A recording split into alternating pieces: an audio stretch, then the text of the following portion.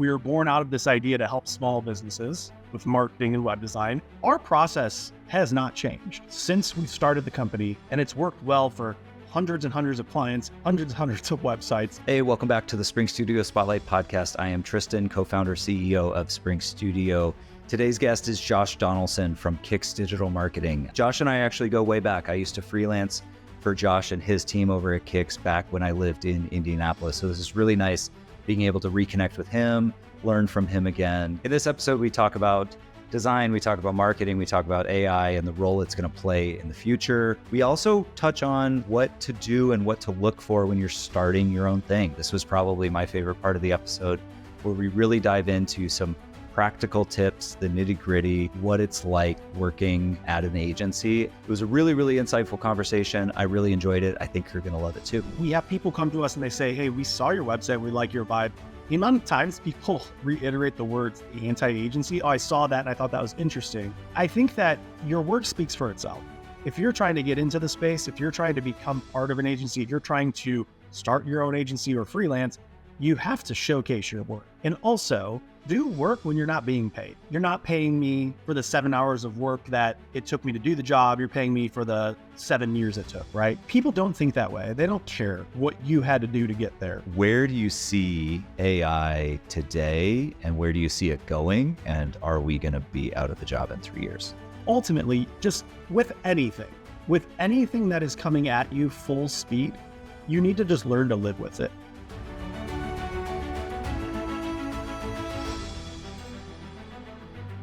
Josh, what's up, man? How you doing? Good. It's been a while. It has been a while. It's been very well. Very busy here at Spring Studio. For those listeners who don't know my story, I used to freelance, do some design work back in the day, and Josh was a client. His agency over in Indianapolis was kind enough to give me one of my first freelance gigs. So appreciate you, and I'm glad we're able to stay in touch. Those are the good old days. Yeah, the good old days, the simple days. So maybe we can just get started. Can you give me a brief background on yourself and maybe just a couple sentences about Kix and what you guys are up to over there? Kix is a smaller than average agency in Indianapolis, Indiana. We started out as an enterprise level company. We don't really tap too far back into the history because it's been 7 years now since we split off and started this new version of our agency. But we were born out of this idea to help small businesses with marketing and web design, and it was package based. And then we started realizing that it was very hard to scale that in the sense that we wanted to do more versatile things. And then we started finding out that once you scale back, it's very hard to slow it down to scale back to where you started. So you almost recreate the beast every single time, unless you're intentionally forcing things away from you. So we find ourselves here now servicing small to large companies. And we have a core team of 4 here in Indianapolis. We still use some vendors outside, and we've got a couple partner agencies here. I'm the director of digital projects and strategy. So I handle everything from intake, scoping, to prototyping, wireframing, working with our team to take a project all the way through to launch. And then I also support the clients thereafter. So man of many hats, a never ending point of contact. So clients seem to like it. It helps me stay engaged, but it's got its faults. I'm bloodline between our clients most of the time. So it's a lot of responsibility. Yeah, I bet. It sounds like it. Now, are you also balancing actual design work with like some project management and client services work and like client success work? Are you kind of leading those efforts, or do you more so just kind of orchestrate in the background? I know you said you're client facing as well. Yeah, I think the interesting thing with us is that our team has slowly scaled back from where it was. We are up to about 7 or 8 team members over the past couple of years, and we found ourselves just scaling back because I think to go back to what Kix is, it's a weird combination of people that all kind of have this same mentality of efficiency and the elimination of redundancies, right? So when we redid our brand, redid our website, I threw the tagline out there, the anti-agency, and it's not to dog on agencies or diminish anything that traditional agencies do, but we do things differently in the sense that we don't have the structure that most agencies have. So it's good for the client, it's good for us because it's less chances to, when you have too many cooks in the kitchen, something bad could happen, right? Or the lines of communication get so diluted and the story changes, the narrative changes, or the details change. So the feedback loops are condensed down. But then with that, for the clients, it also makes them feel a little bit more confident in what they're doing with us because they're dealing directly with the people that they're going to work with through the stages of the project. Like Chris, when I bring a project in, it goes to Chris for content, it goes to Summer for design, it goes to Matt for development. And I just oversee the entire process. So with that concept of the anti-agency, again, it's not negative in the sense that we don't like agencies. It's that we do things differently and we do it with the mentality of efficiency. And that also allows us to pass the savings on to the client because in this world, everyone's budget minded, right? And they want a lot for little. We are able to actually effectively do that because we don't have the bloat of 50, 60 people on staff and a bunch of chains of communication that are irrelevant at the end of the day. That sounds bad, but I mean, truth be told, like, I get it. I mean, it's something that I dealt with just as a freelancer, like coming in as a hired gun. I would just come in and see the sheer scale of the organization of the agency and what I viewed as unnecessary. Like a lot of these areas are just like, can we just eliminate this role entirely? Can we eliminate like a lot of these redundant things? And that's part of the reason I started Spring Studio was like, I want to be able to create something where it's like an on-demand design team, but more or less you are working directly with with the designer who's going to be working on your project. We don't need the creative director. We don't need the project manager. We don't need all of these layers that, in my view, kind of got in the way. So I empathize with what you guys are doing over there. And you made the deliberate decision to stay small and to stay like super, super lean, it sounds like. And do you and the rest of the team like have any ambitions of like going back the other direction and like growing and scaling up? Or are you pretty content with where we're at? Oh, I mean, like, ultimately, I would like to bring more people on the team, but it's strategic, right? Like, we had two marketers, an account manager for marketing and an admin for marketing. And when you stepped back and you saw what those roles were, I mean, managing social media feeds, posting blogs, all of that stuff. If we have a tight support network that we have now, it allows us to be efficient. So bringing people on to do the minutia of that, it's an annoying little part of my day here and there, but it also gives me that mental break of, hey, one day is like to answer your question about balancing creativity and project management. I carve days out based on, time blocking. I got into that using the high performance planner, and it allowed me to structure my day where I would wake up and it's admin, it's customer client contact. And then I move into something that is checking a box to make me feel like I've already accomplished something. And then I can dip into certain things like posting social media content. We try to plan for things with enough foresight that we don't have to do things on a day-to-day basis. We're using scheduling tools. We're using all of the automated things that make life easy for marketing. And I think that when we looked at how we want to hire and where we want to go as a company, it wasn't just bringing back people to fill roles that we got rid of. It was build the company in the direction of where we want to go, and then bring on the designers and the developers and the content writers. And then maybe another version of myself, which is selling, scoping, understanding the technology that you're selling, somebody that comes in and can speak and riff with clients to get them to where they need to go. But ultimately, yeah, I would love to see the company grow. We have intentions to do that. It's just defining when and what time it makes sense, because with agencies, we know everything ebbs and flows. luckily things have been flowing really well for the last couple of years. And, I think we've always talked about tapping it out at 10. And if it's 10, then it's segmenting out. And this is going to be a split version of a company. It's going to go off in its own direction. We have our project shop. Not a fan of silos, but it would be marketing, development, and projects. And yeah, got it. And when you say 10, you mean 10 employees? Yeah. Like 10 in-house, like full-time? Yeah, 10 in-house. And because when we look at the structure of where we came from and we look at the structure of other companies that we work with, they've got their divisions. You've got social, you've got creative, you got, whatever the case may be. You need your managers, you need your account people, you need your doers. If you take a doer like Chris or Summer and Matt, people that are responsible for delivering something, and you just continually stack a more diverse offering of things that they have to do or be responsible for, that can cause a bit of a work-life balance, potentially overworking them, stretching them too thin with their, not to say that you can't handle, splitting between, the different clients in your mind, but it's much easier to understand that a certain amount of clients can be handled by a certain amount of people without sacrificing the quality. Right. Yeah. I think that's always the trick. I kind of want to go back a little bit. You mentioned your process automation and some tools that you guys are using in-house to handle like some marketing stuff.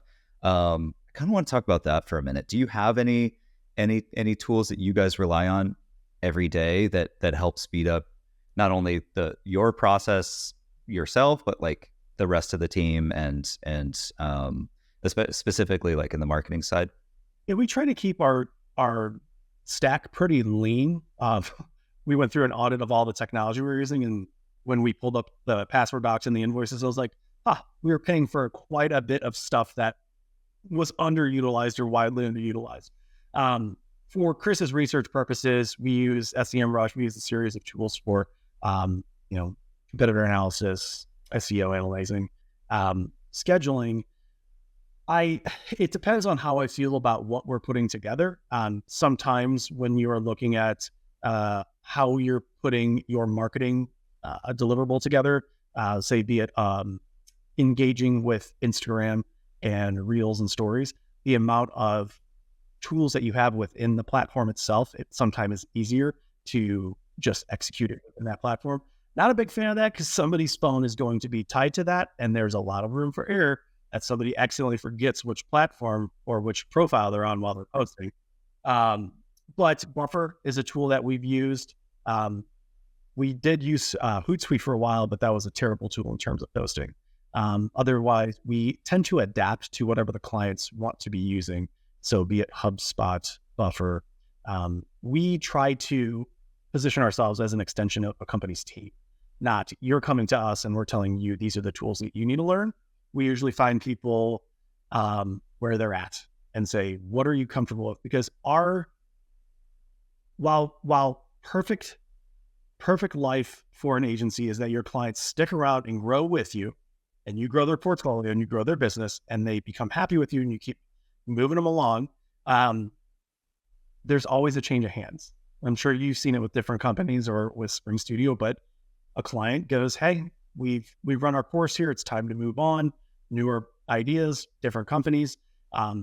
It comes with the territory of web and marketing. So we like to make sure that our clients are not solely reliable on us, be it the marketing tools we're using, how they're set up, or the website in and of itself, where they can't get in and function on their own without a developer.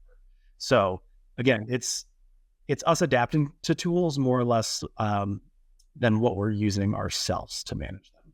I mean, it sounds like you guys have a pretty good relationship with a lot of these clients. If you're coming into an engagement saying like, we want you guys to be fine without us after our work is done, like I think that just builds so much trust in the early days. They're like, oh, okay, these guys are looking out for me. They're not looking at any way to just keep me locked into the Kix ecosystem. Like they're okay with me kind of moving on after our engagement is over, and they want to make sure that we have the tools necessary to handle it ourselves. Yeah, it's more or less just transparency. I mean, it's the same way we price clients. I mean, the way I go about intake with clients when we get leads or our initial touch points is we don't lay all our cards out on the table for just putting ourselves at the bottom and being able to be leveraged. It's more or less it's hard to say that we don't care either way if you're going to choose us or somebody else. It's more or less our moral compass is like, we want you to make the right choice. And we're going to try to make sure that you're aware while you're talking to us. Maybe we're one of 5 companies that you're going to talk to throughout this scoping journey and trying to figure out who's the best company to work with. We've won clients because of price. We've won clients because they feel confident in what we were telling them.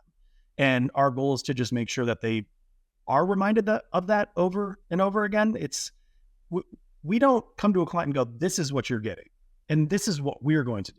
It's, here's our ideas. This is what we would like to execute. Does this vibe with you and your end goal as you envision your company? Because I think there is a point you get to in the size of the corporation to where there is a little less oversight in what's being done and the trust that they're handing over to people to execute, which is odd because a lot of times there's a lot more layers of approval that happen when you get to a larger organization. It's got to go through marketing, the compliance, then maybe the CEO wants to see it. On top of that, you've got the agency side where it's your creatives, your AMs, and maybe leadership on their team wants to see that. When we look at it, ultimately, it's a collaboration. That's what our marketing and our web effort is. I don't ever come to somebody and say, this is a take it or leave it. The only time that happens is when it is strictly technical and Matt, from a development standpoint, says, this is the only way this can be done. And that's usually the only time that's ever been part of the conversation. So a lot of times it's just letting them know, like, hey, this is not just a project for you. This is for however long until you redo it or until you evolve on it. It's going to represent you as an organization. I need you to be confident, comfortable, and willing to put your name behind this end product that we're going to give you. And then simultaneously, when we have client conversations, I let them know, like, hey, we're here from an education standpoint. I keep my scheduler in my email signature. Anybody has access to schedule a consultation with me just to talk and riff. We've got people, across the street at Holland Hyde, and they'll send one of their teammates over just to go through and say, hey, are we good with these analytics setups? And any questions you might have. Like, it's education, really. Yeah. Like, nice. I don't like being locked in. Yeah. I find it so interesting, or the common thread that I keep seeing here at Spring Studio and other agencies too, is like the education component can be so powerful, can be so helpful in the sales cycle. Like, I think sales gets a bad word, or it gets a bad rap, but like in that initial consultation and that initial phase, it's like, if you're coming out guns blazing, like, we want to sell, like, you've already lost them, in my opinion. Like, if there's any way you can give them some education up front, look at some low-hanging fruit that they can take care of on their own, just helps establish that trust and builds that trust early, and then hopefully more likely to continue with an actual engagement. It's not selling. Like, when I first came to Indy, under the mentality of, I'm going to get advertising, I'm coming from Chicago, and I end up at Angie's List selling placement advertising for cash. And that's sales. That's strict sales. That is, in my mind, it was one of the dirtiest sales jobs I've ever had to do. It made me a intolerable person. Like, nobody could stand being around me because I'm checking sorry, I'm on vacation, but I got to take this contract. And it's like, that is just a way of selling. And I saw that. And I just remember going, like, I can't handle being like that, because I sell based on, do you need this? And if you need this, this is how we get there. And so that's how we sell a lot of our technologies. Like, a client comes to us and they say, hey, we need to be able to sell these classes on a schedule, and we want to put it on a calendar. Okay, these are the technological tools. Is that the way to say that? These are the technical tools that we would implement and how we would do that. The price is this, and this is what you need. There's no bells and whistles. The bells and whistles come through the beautiful design and the style. The functionality is all I care about right Let's worry about that. And that's usually what sells the client. But then at the same time, it can be very hard to sell things in our space because you're selling the concept of a product that may not exist, or they don't have a visual representation to tie one to the other. So I'm paying 10 grand, 20 grand, 100 grand for what exactly? And having somebody that can sell the technology and explain the technology, that education piece is like really, in my opinion, what we do a lot of throughout that initial scoping. And then when we're pitching to close the job. And I cannot tell you, I can't even count on my two hands how many people, decision maker level, C-level people, have been in a scope meeting where I've been presenting exactly how their platform's going to work, their website, the functionality of everything. And I've heard this phrase, I stopped listening to you. And I was like, okay, so I'm telling you the technical things that you need to know to make a decision with a pen to write a check or process that credit card, and you just checked out and stopped caring because it's never over the head. We try to make it as straightforward as possible. And yes, it gets in the weeds sometimes. We always come with examples. We always come with visuals because we know everyone likes pretty pictures. But my God, the amount of times I was like, okay, that right there is a red flag for a client that's going to go off the rails, forget what they paid for, and ask for a lot of things that weren't in the scope. And that's so alarming when it comes to the sales process and education. So you look at if somebody's eyes glaze over and they're like, I stopped listening. You look at that as a red flag for you guys, not a way for you to, okay, well, let me get on their level in a different way. Let me, instead of relying on the technology, instead of relying on this education component, like, let me revise this pitch or steer this conversation in a slightly different direction to connect with them on a different level. You instead look at this as like, oh, red flag, this is not for kicks. Not necessarily that. It's a red flag of how much effort it's going to take to make sure that they stay in lockstep through that process. And it's not always, I stopped listening because I don't understand you. It's, I stopped listening because this isn't important to me right now. And there may be other people in the room. One of my favorite people to have in the room is going to be the marketing person or the IT person, somebody in that space that speaks the language we speak. Because I do know that when we pitch somebody, a lot of the language that we use sometimes crosses internal speak to external speak, right? When we refer to custom post types and the client goes, what's that? We always make sure we try to add like a little index to make them understand what a custom post type might be. Functions like a blog. It looks like a blog. It's a back-end form that you can input data and it gets spit out into the front-end design that we control. We always try to make sure we reduce the technical language into conversational. And then it's when we get into the complexities of how it ties into systems, that's when it's more or less we have to reduce that down. We try to find a way to make sure that you need to make sure that that's in the scope. You need to make sure that they know what's being done, because we've seen it with a couple of different projects. Oh, I thought you were going to connect to this ERP. No, we are connecting a data feed of products. You're working with a third-party company. That's them over here.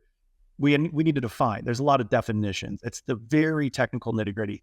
When it comes to that type of conversation and, hey, I've checked out, if it is based on the fact that they don't understand, they're engaged, but they're glazing over because it's too much detail, that's a stop of the conversation. Let's readjust. Tell me what you don't understand, and let's try to pull up some live examples of what I'm discussing. And that's usually where we go deeper into the education. I'm speaking about the people that just strictly don't care about the detail, and they just throw the money at the project and hope for the best. And it's just alarming because those are the ones that kibosh that project at some point. It gets cannibalized. They forget what they paid for. They forget the deliverables. They forget the scope. Time and time again, you go back and you basically start at scratch. You start at zero again. You got to start at it's not like a checkpoint in a video game where you go, okay, where did we start? And now we're here and this is where you fell off. Okay, we're starting back here and we're going forward. It's, let me catch you up to speed and how we got here. And then we got to go again and again and again. And it is frustrating. Great analogy. Any projects come to mind that did go off the rails, and maybe how you, your team, whoever was able to bring them back? Yeah, you were part of one of those. If you don't recall. I enjoyed it. I thought it was a great product. It was ultimately just coming down to people that didn't understand the technology. And I'm for the sake of legal reasons, I'll just not say the name. But I thought you did a phenomenal job on the design and layout and structure. Probably one of my favorite projects to work with you on. But again, it was that concept of there's a third-party platform that we left out of the scope intentionally because we do not do that. And we made that made you aware of that in the beginning. And not every project can be fixed, right? Like sometimes there's just a complete failure. It is a bummer. I always think about like when a project completely goes off the rails and cannot be salvaged. In our time with Kix, Fight for Small, the organizations that we were with before, we've really never had a complete fallout more than 2 times. That never got launched, that never made it to the final finish line. We've had hiccups, and we've course corrected. And tell me about some of those hiccups. Like what sort of hiccups are you seeing more commonly than others? And is there a way to get it back on track? Selfish question, by the way. I want to know. I think it refers back to organizational structure. I got to be honest. Like, I think that it is weird for a lot of people I meet. It's weird for Jack when she sees how I work, and the freedom and flexibility and the fun that we can have. Like, people almost take it as that we're not serious about the work, and we are. Matt always says that we have fun doing this, but we do not do this for fun. And it's a matter of the work is serious and we are representing our clients, but we're going to do it the Kix way when it's behind closed doors and we're not, the clients know that we're this type of people. We're fun. We chat, we have fun. We have good touch points. We spend 20% of our client touch points talking about the client and what they're up to and how their families are, all that stuff. And then the rest is business, right? Like, our clients have this really weird relationship with us in a great way. But at the same time, we look at the way other organizations are structured and how their teams are built. And we've worked with an organization where it was completely siloed. It was the right hand not talking to the left hand, but the left hand signs the checks and is the final say so. And the person in charge of the entire project just never once decided to show it, even though we kept reminding we need stakeholders and all leadership to sign off before we develop this project. Design, all the way through content design, before we start developing this project, we need the sign off, 100% confidence. Because once something gets to development, it's much harder and more frustrating to make massive page changes without going back to the design phase. So then you've got a client living in 2 different mind spaces. I'm leaving comments in InVision or Write or wherever I get my feedback for the design, but I'm also giving feedback in a Word doc or something in an email with the live website. Split a client's attention too much and they will just lose the plot completely. When we get that project to the finish line and we get it launched, and then C-level people, the CFO, the CEO, the people that were responsible for giving us the thumbs up, we found out never even saw the project. And then it was like, boom, what? How did that happen? And it's just, I think communication is what it is. It's 100% a communication breakdown. And it is, I mean, you've worked with us plenty of times to know, like when we pitched content, we pitch design, you get edits, rounds of revision to make sure it's exactly what you want. It's confidence in your product. Never fails that once we go back to the review process during QC, post-launch or pre-launch, there's complete text changes. Text changes go all the way to launch for some reason.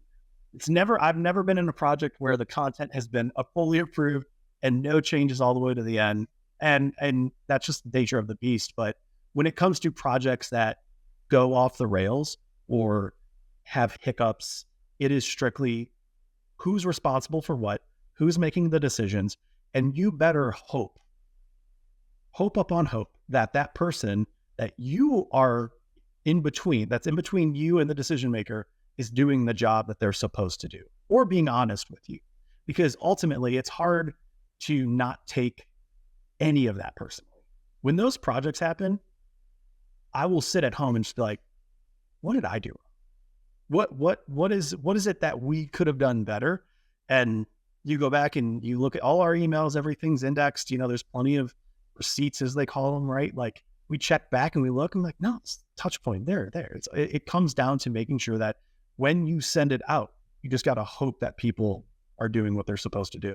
Well said. Well said. I mean, there's only so many milestones we can put in place. There's only so many checks and balances that we can put in place. But if on the client side, if they are not relaying that information to main decision makers or the people who need to see this, who have a say before it launches, or even I guess post-launch, if they're not doing their job, like all of those checks and balances from your side, from our side, kind of get thrown out the window because it doesn't matter at the end of the day. It's like, okay, well, C-level has opinions, and yes, we've checked all of the boxes in our little process, all of the milestones in our process. We look at it from the lens, and we have this like on the board on a Post-it note that says "Get Hard," and it was our motto going into 2024 of what is the problem that we usually find, and we've had clients say like, "Hey, you're just too relaxed," or "Hey, like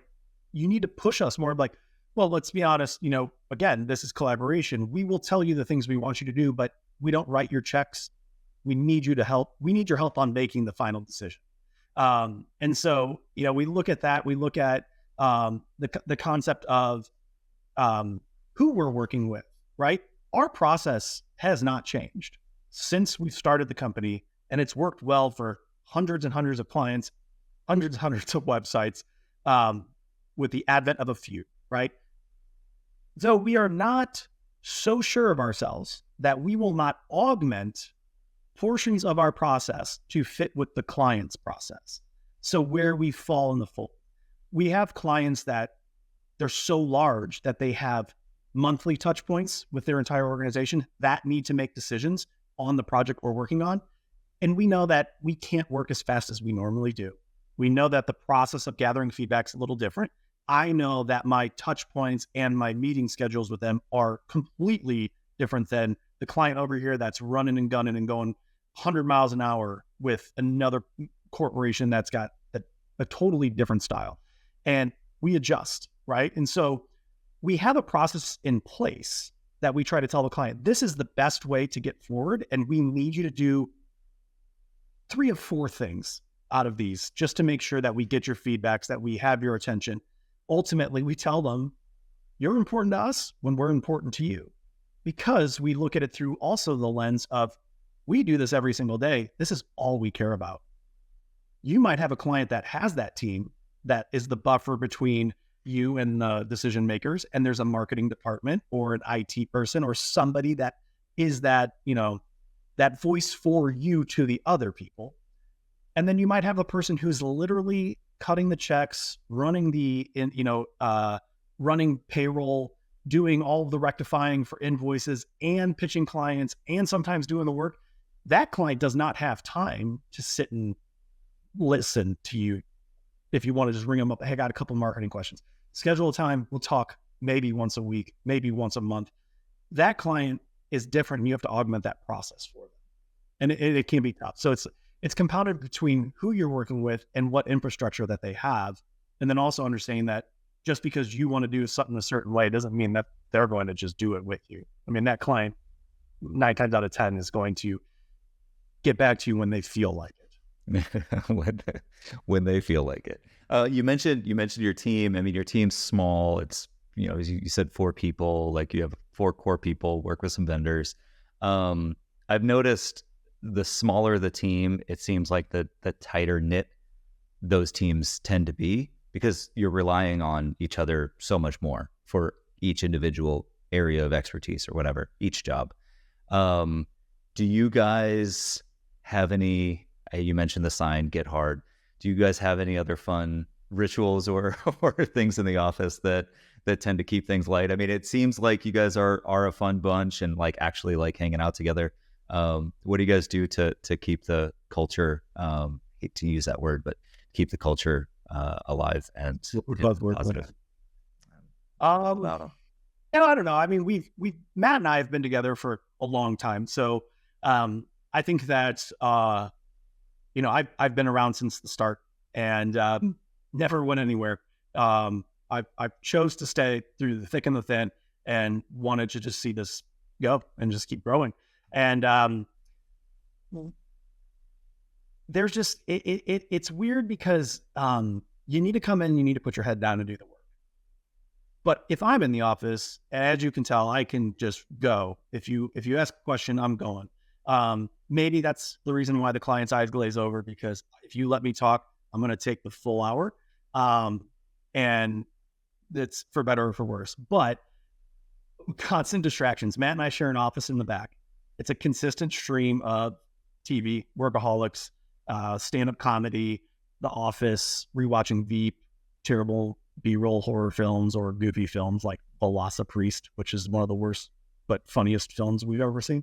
And our office is large for 4 people. So we have this massive space. So Chris has got his own office. Summer's got basically the whole floor in the middle, and Matt and I are in this little back office, because also him and I have to talk technology, and I will consistently be firing off questions to him and back and forth.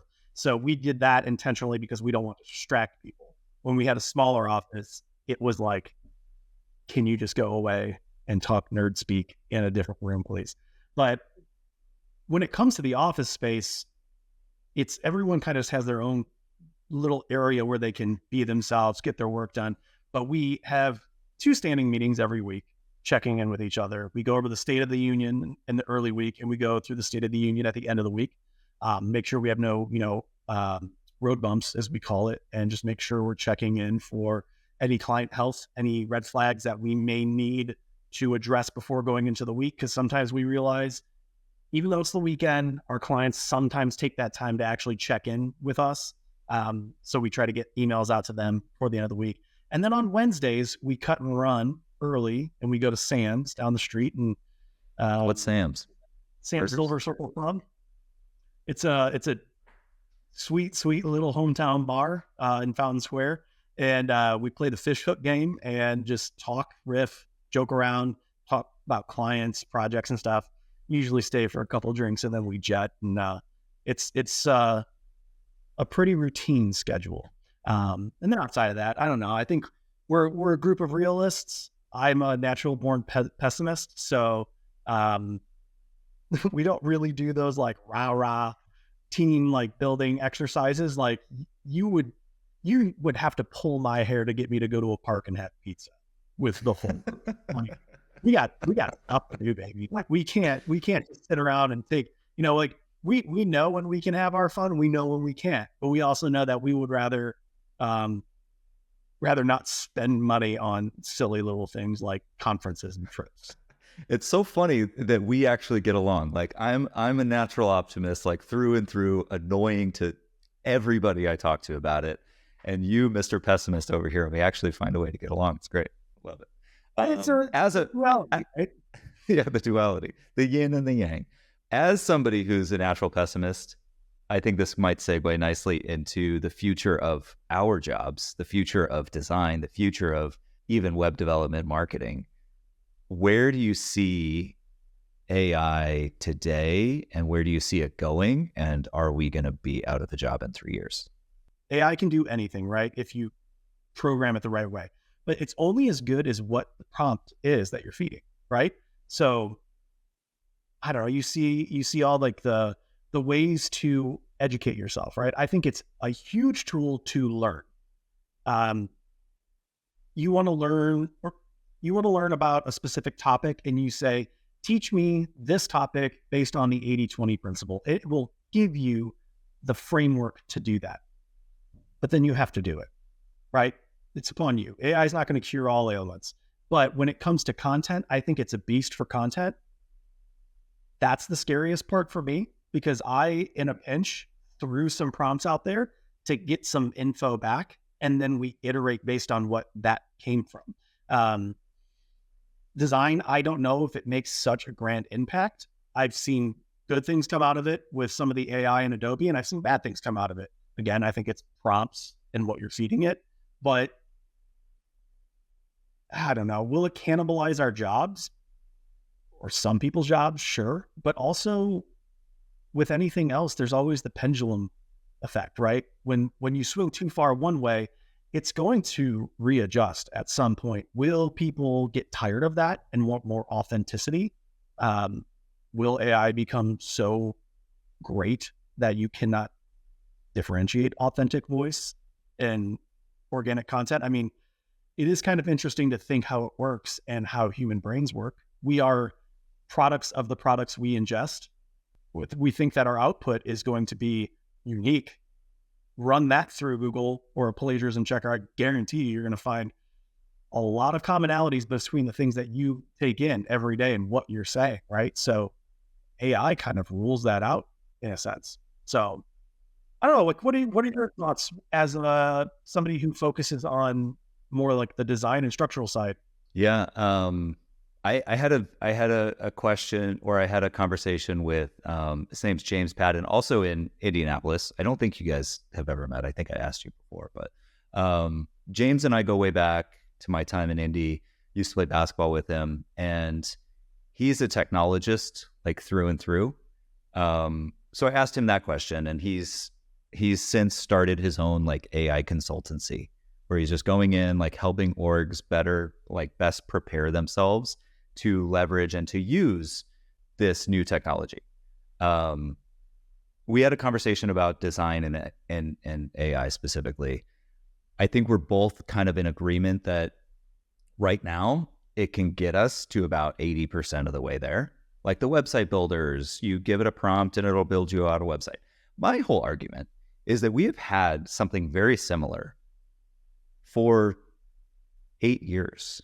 Squarespace and Wix templates. Like those are very, like we have thousands and thousands of those templates at our disposal at any time. Like it's really just a matter of finding that template and using that template. It is very similar to, hey, AI, make this website template for me. Like it's very, very similar. So you'll right now we're seeing very generic, very templatized, I think that's a word, results, which gets us about 80% of the way there. And then the final 20 is the most difficult. And it's the most difficult in anything. It's that 80, like the 80-20 principle, like the 80-20 rule. Like we can get 80% of the way there, but to really go across the finish line, it's really difficult. My perspective is there will most likely need to be a human element of some kind for the foreseeable future. Whether that is prompting, whether that is refining, whether that is purely just taste, whatever it is, I think there's going to be a human that needs to be involved in some capacity to get the final 20%. I also believe it has a lot to do with expectations and like, I hate to use this word taste, but like expectations and taste, I think go a long way in design. The Squarespaces, the Wix, like those templates exist for a reason, is because we can get something propped up super, super quickly. If you just need something halfway decent, this is great. And then when you're ready to go custom, when you have different requirements, when you have different sets of expectations, then you might need some people that have been doing this a while.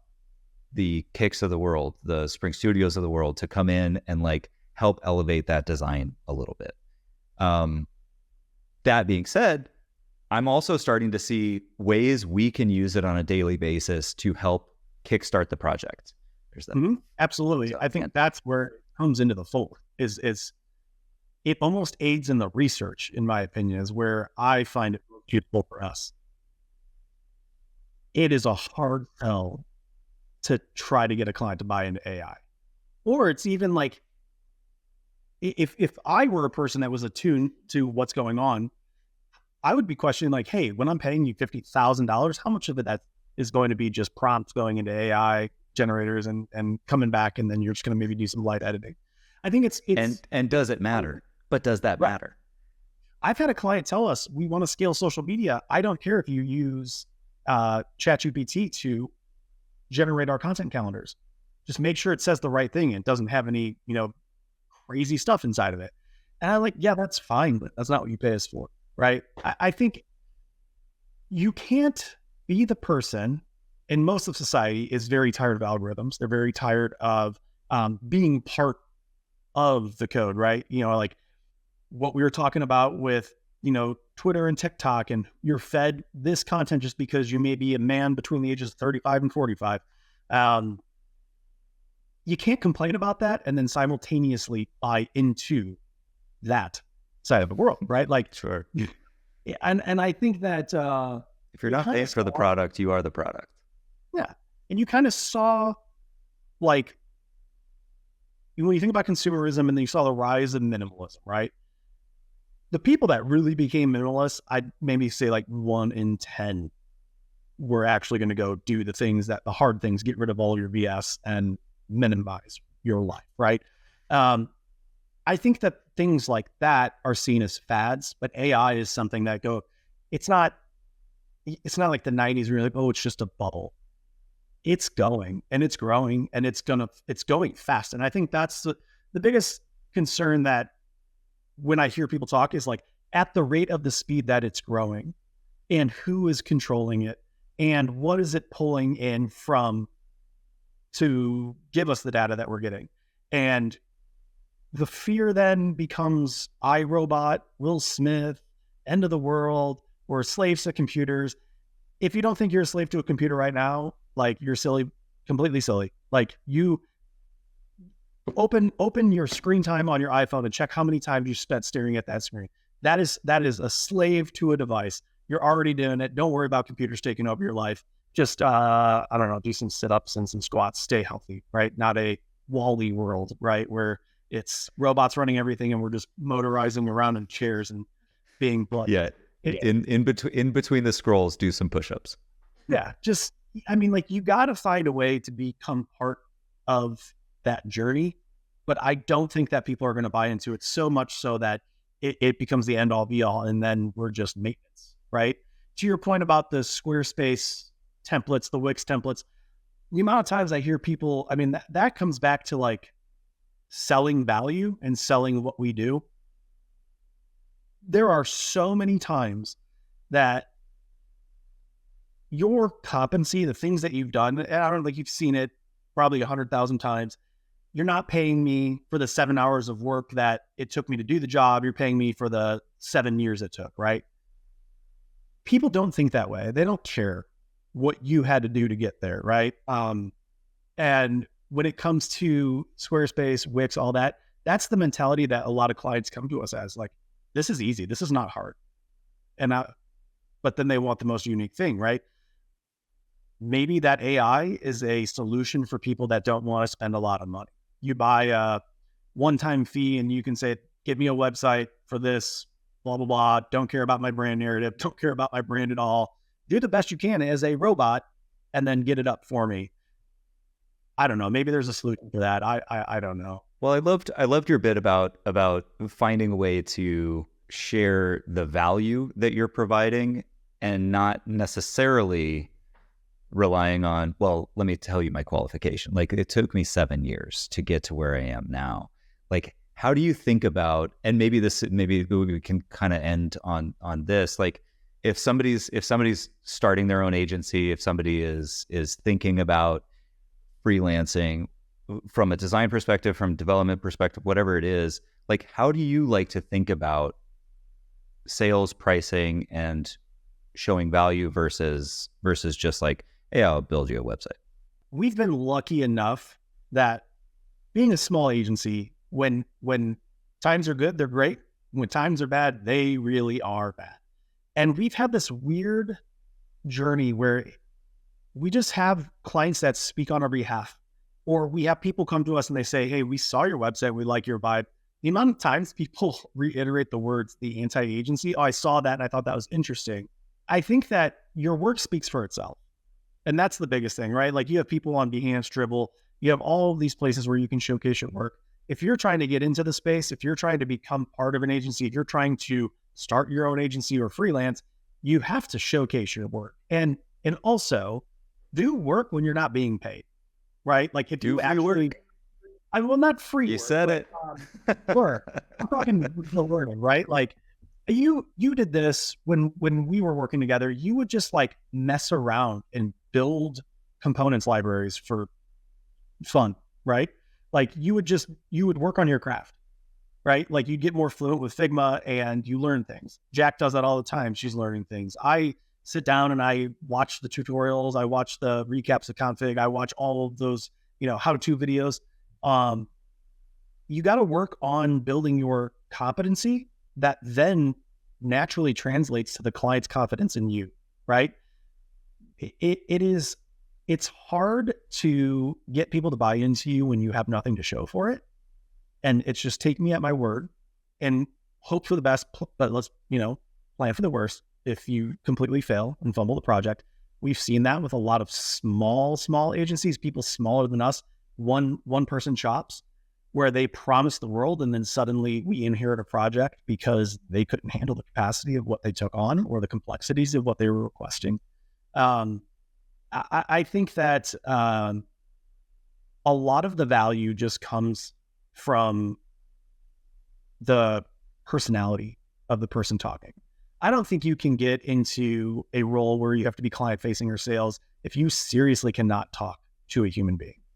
If you can't riff and, one, speak eloquently about what it is that you do and what you provide and the technology that you use on a daily basis and that client will then inherit from you,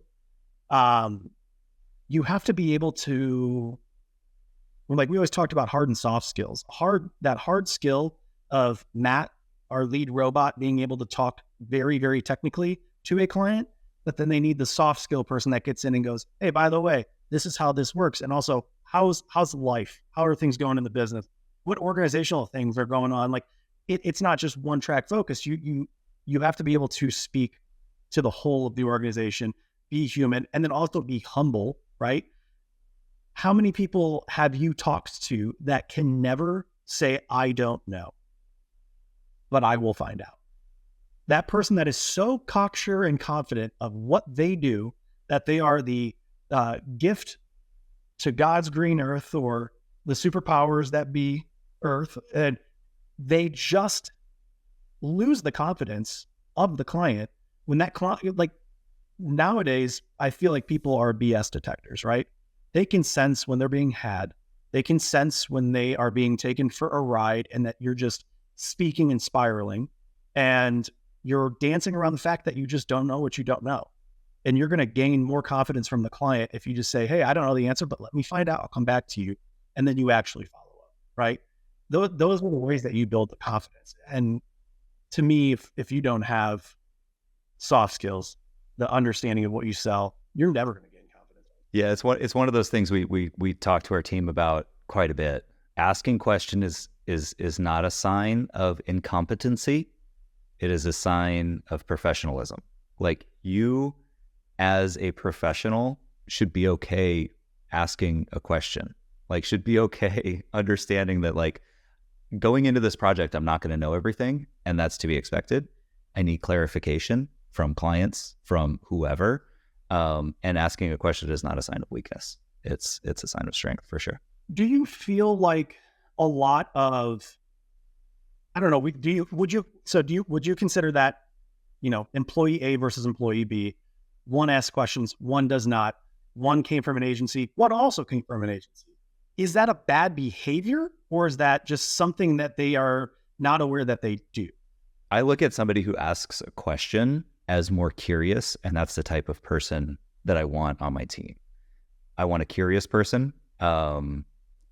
If they don't ask the question and then are resourceful enough to go figure it out on their own and hit the bullseye, it's hard to say I'll be mad at that.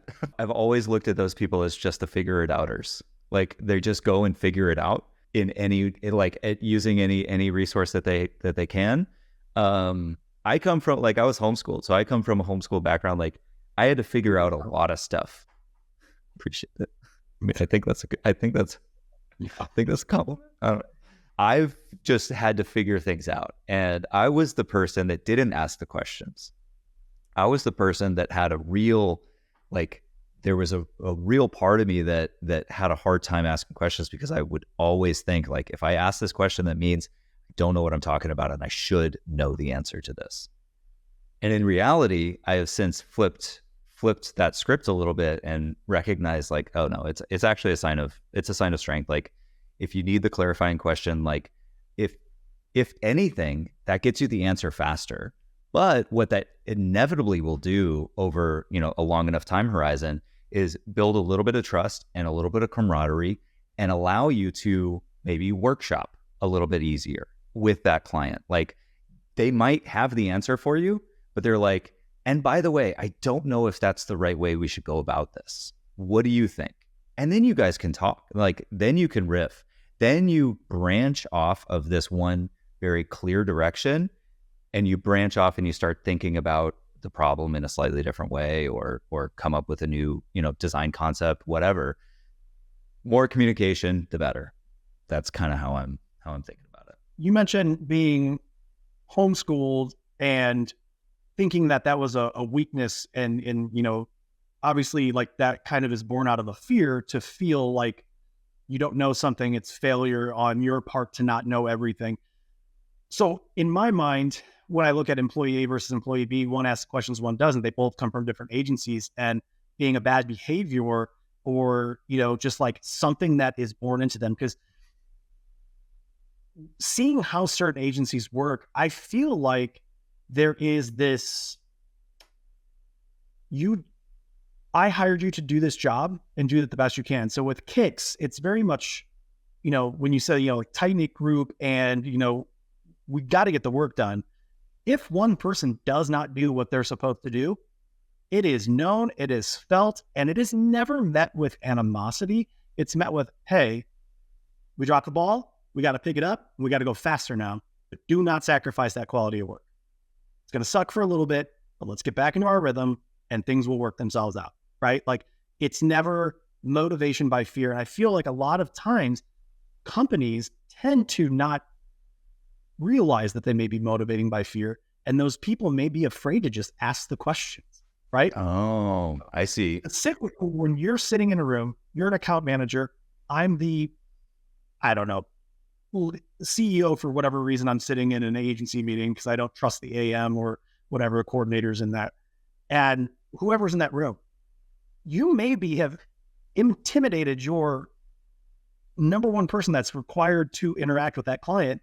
And by you being in that room, them not asking those questions, and you may be realizing it, picking up on those questions, you've just completely shot any hope of that person having confidence in the person that you put in there.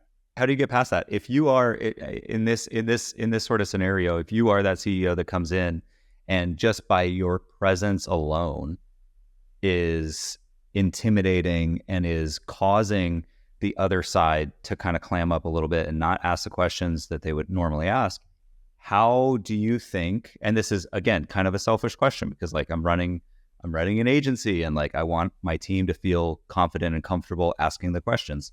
Do you have any advice, any tips for how I might go about giving them that confidence and making sure that they're not being, I don't know, led by fear or whatever? What's your litmus test for trust? I mean, you didn't just waste average employee getting hired, maybe a 4 to 6 week process if you're lucky. Like, you spent that time talking to them, you hired them for a reason. Is it their capabilities? And you felt like it's somebody who can put good value into the company, and that's not going to tarnish the name. And of course, there's onboarding, and you're likely going to sit in those initial meetings to make sure that they feel like, I'm not just shot out of a cannon being thrown in the fire, and I'm, that all sharks are born swimming mentality. Like, when we bring in account managers, I will sit in on the calls, but at some point I go, I don't need to be here anymore. You got this. And I move on. I mean, if you don't trust them, that's the number one thing. And then if you get to a point where you feel like you have to insert yourself for whatever reason, if any at all. Maybe it's because you think that shoving more people into a meeting is going to make them feel more valued. That goes back to too many cooks in the kitchen spoil the broth, right? Like, you think that if you put 7 people in a room, no matter how much prep you do, when it comes to answering questions off the cuff, I mean, this is not trial, this is not court, right? You didn't have you had a little bit of prep, right? But you don't have a script to read off of. You're going to start to see the human elements just domino effect. You're answering questions that you didn't anticipate are getting answered. Now the conversation's going all these different directions. 7 people on your side of the table talking to one group of clients. That's just a recipe for disaster, right? So like, in my mind, you need to limit the amount of voices in the room, step back and go, why do I need to think strength in numbers, right? I guess, okay, I was thinking about this before we started the call. Do you ever find, how many people are on the team right now? 15. 15. Nice. That's awesome, man. Good for you. Love that. Thanks, man. Did you They're the find... best. Shout out to the team. Growing? Oh, yeah. Say that again. I won't talk. Shout out to the team. You guys are the best. Man, I really hope that video didn't freeze on when you did that. No, we're good. Okay, sweet, because it froze on my side. But when you guys were growing, did you ever have a conversation with a company that said, you do not have the capability to handle what we need? You're too small, or there's not enough people for support for our account. Like, did you ever have that conversation? That's where we're at. Like, we make it very clear who we can help and how we can help them. We touch on the pain points that startups have and not some big, massive organization might have. And we come in and we help those folks.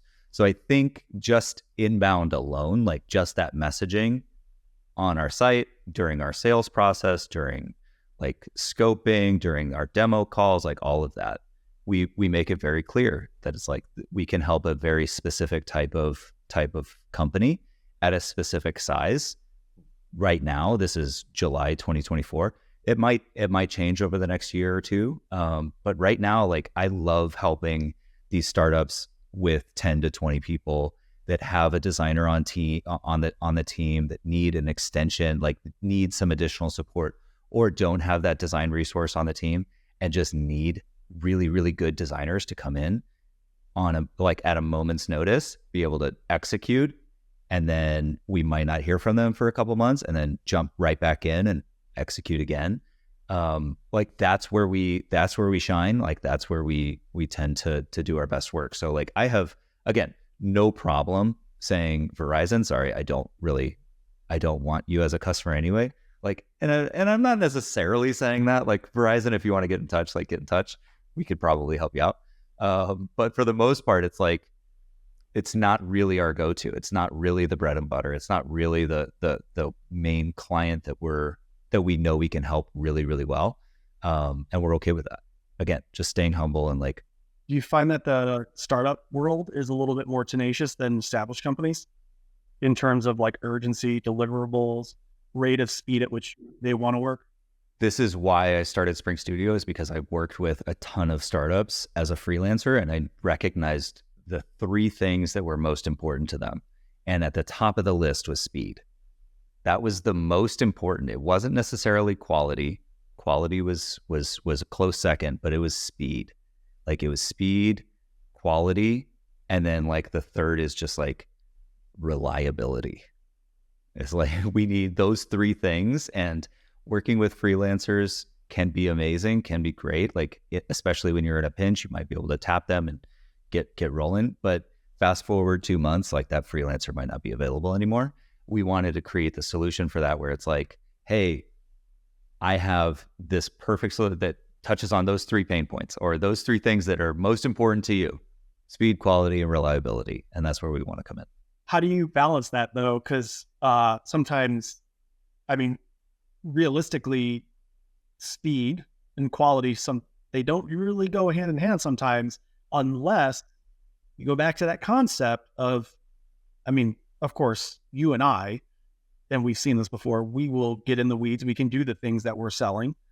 We can move the needle forward, not at the expense of the mental health or workflow of other things that are also important to our clients and our mass diverse group of clients, at the sake of our employees, right? So how do you balance that? Because it almost teeters on, and by the way, it's going to be fast and good, if not great, to get the first iteration out maybe. But that's a employee doing that, right? So how do you make that known to them, the urgency, the importance of it, and also making sure it's balanced with the workflow? I hate having such short answers, but there is a very short answer to this. We only hire senior people.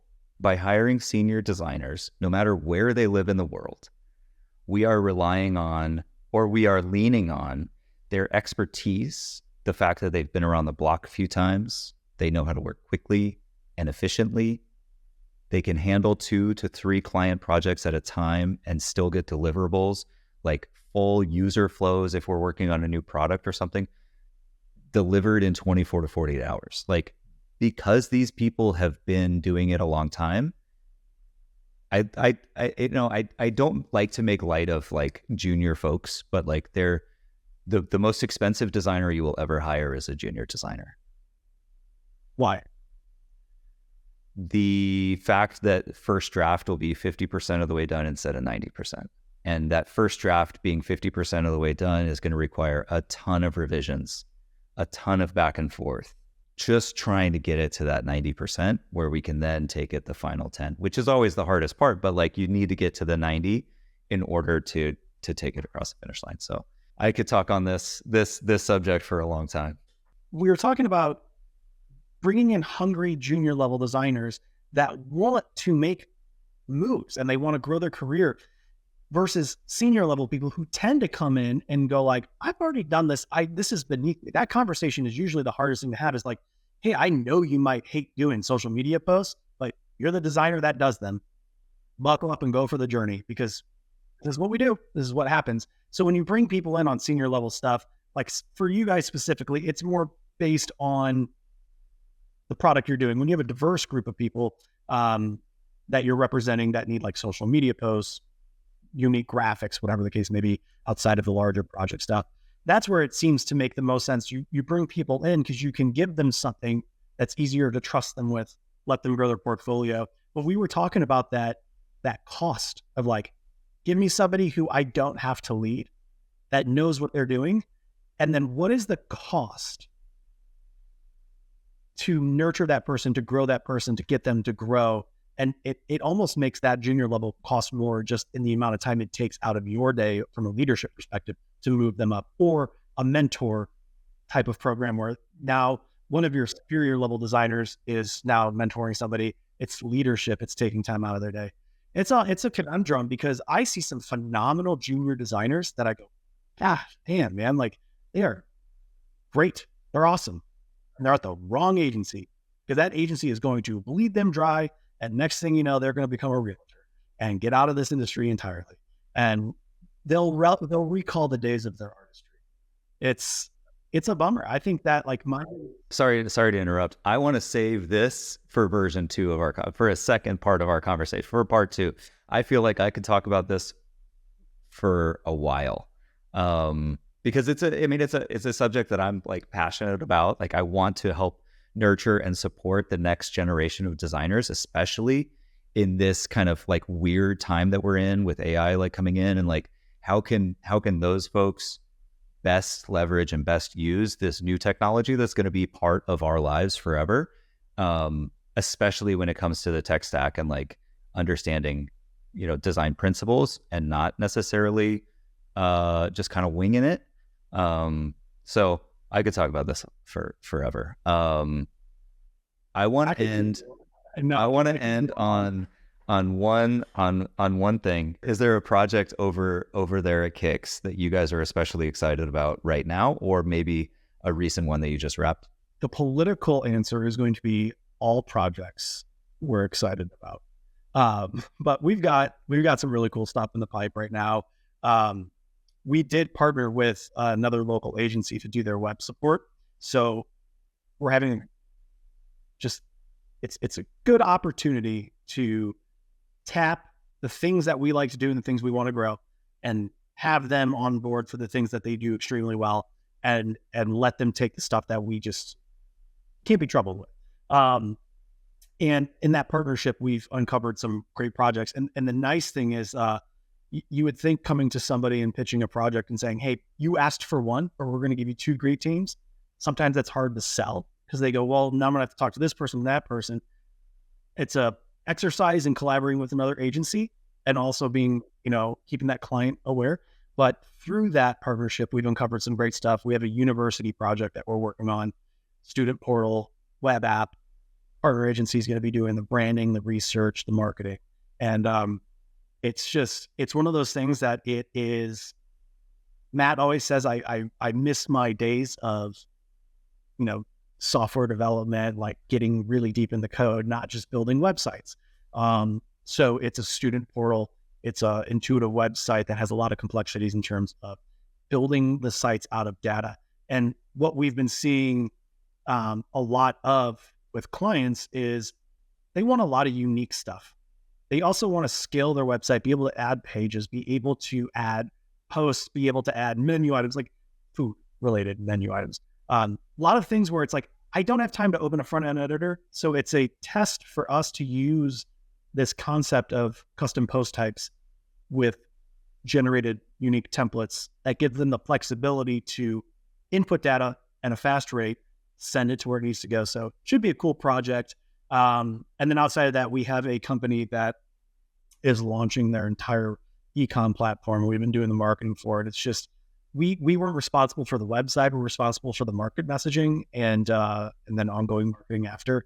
And we've been waiting for it to launch. We're ready. It's going to be cool because it was a client who during COVID, through organic messaging on Facebook groups, grew a massive company, like just scaled up this business and then got acquired by another larger company. And this guy is he's into it. And he's one of the first clients that came to us and said, hey, I want to be everyone wants to be thought leaders. Everyone wants to be gurus. We got plenty of them. We're good. He came to us and said, I want to be the community liaison for getting people where they need to go.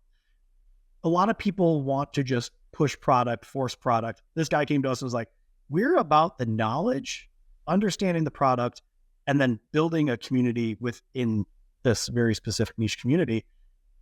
We'll worry about paid advertising later.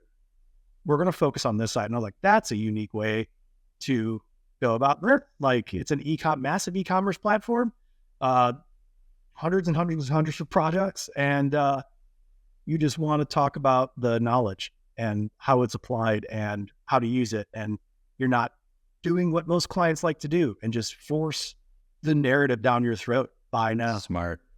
Yeah. Value first, education. I love it. Yeah. It's great. It's a lot to unpack. There's a lot to unpack, man. I feel like we need a part two.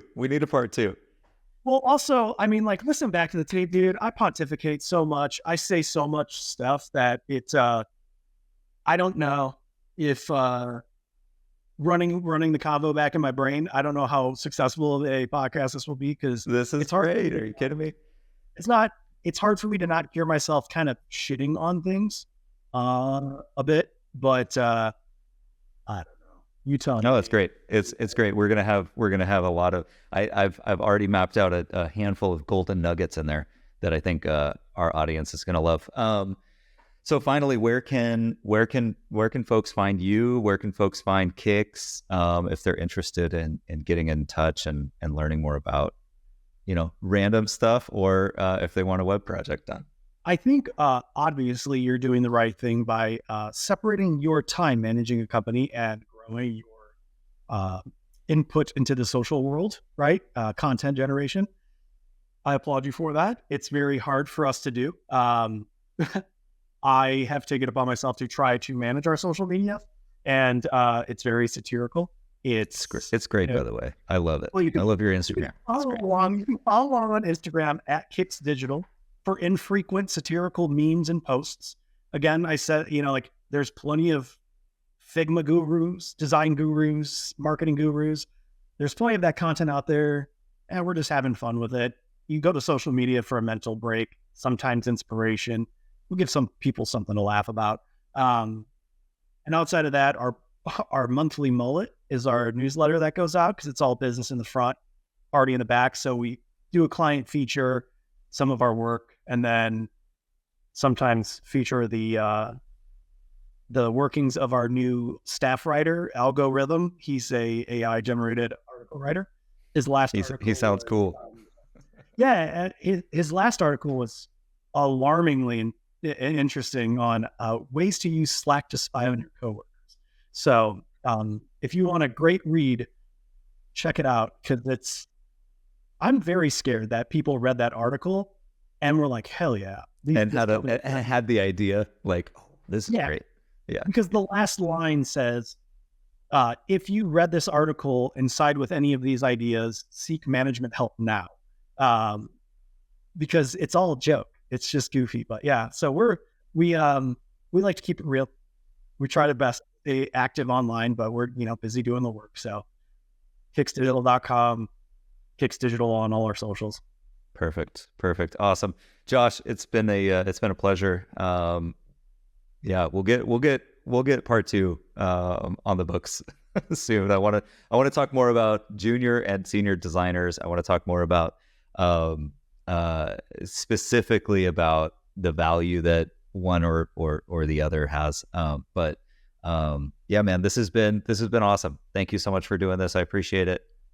Part 3 is going to be discussing how it is that we can justify high quality designs when 90% of the things on the internet are just really fleshed out components that exist in some library somewhere. Because again, good artists create, great artists steal. Done and done. Sweet. See you guys.